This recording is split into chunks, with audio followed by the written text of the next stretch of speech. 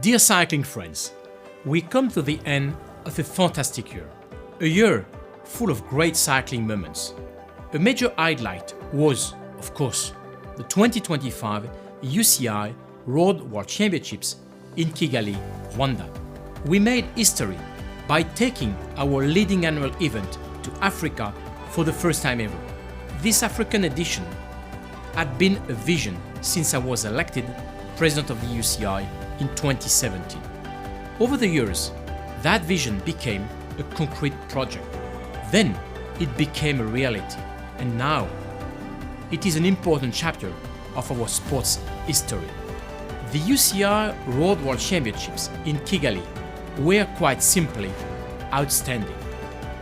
The racing, the atmosphere, the emotions, the welcome, everything was even better than we expected.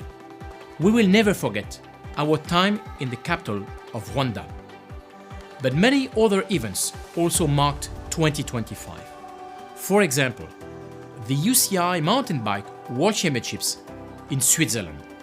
For the first time, this event united nearly all the major mountain bike formats.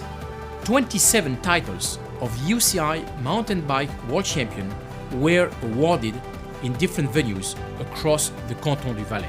It was an incredible 2-week celebration of mountain bike.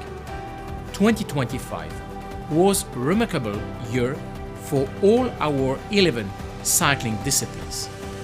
Between January and November, we took our UCI World Championships to countries on the 5 continents, and the global nature of our sport continues.